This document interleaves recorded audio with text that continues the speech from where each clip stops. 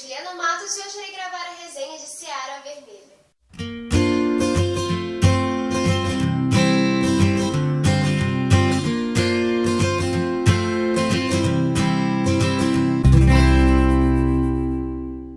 Jorge Amado ele nasceu em 1912 no sul da Bahia, era filho de fazendeiro produtor de cacau, o que possibilitou que ele tivesse uma formação além da maioria da população.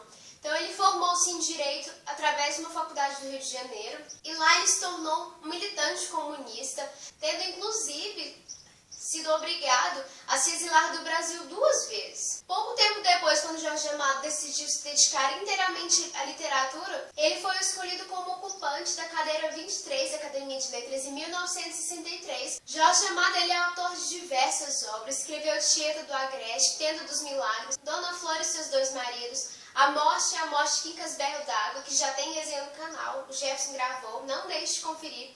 Vou deixar o link na descrição.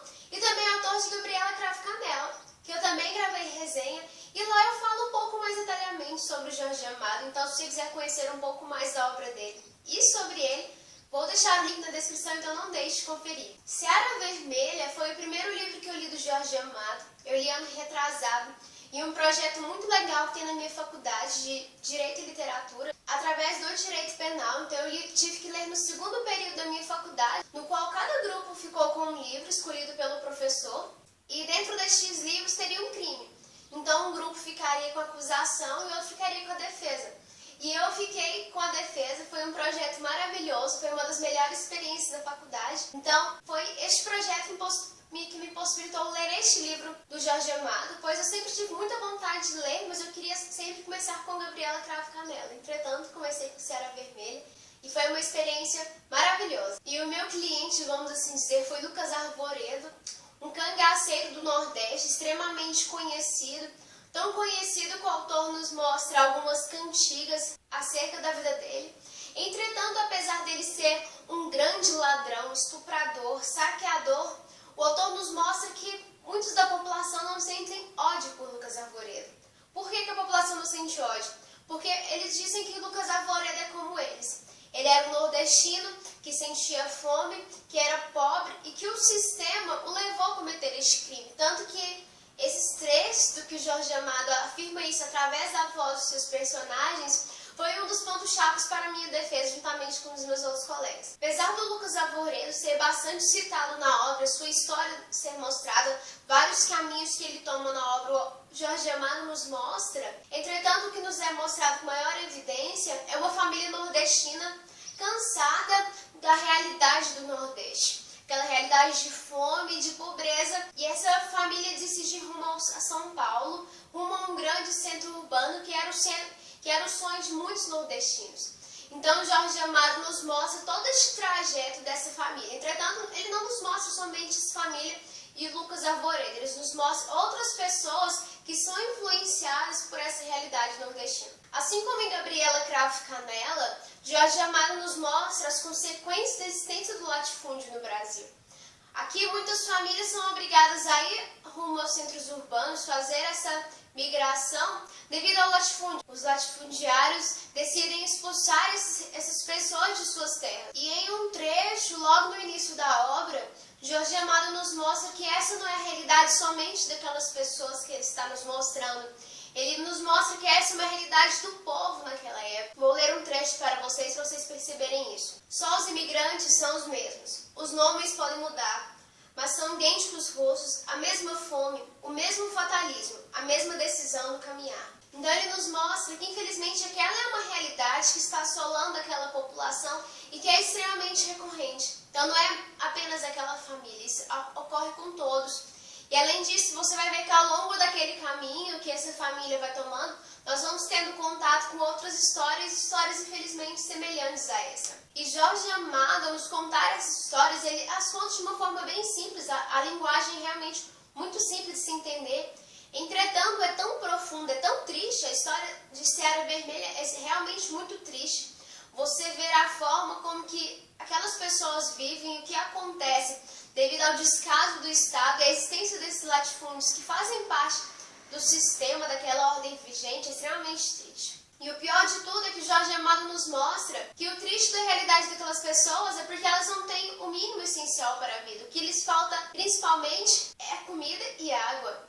Inclusive tem um trecho que é bastante triste. Ele diz que a situação daquelas pessoas é pior que a de um urubu, porque o urubu pelo menos tem a carniça para se alimentar. Entretanto, aquelas pessoas nem isso têm. Como eu disse, o grande cangaceiro da história é Lucas Arvoredo, o governador do sertão há mais de 10 anos.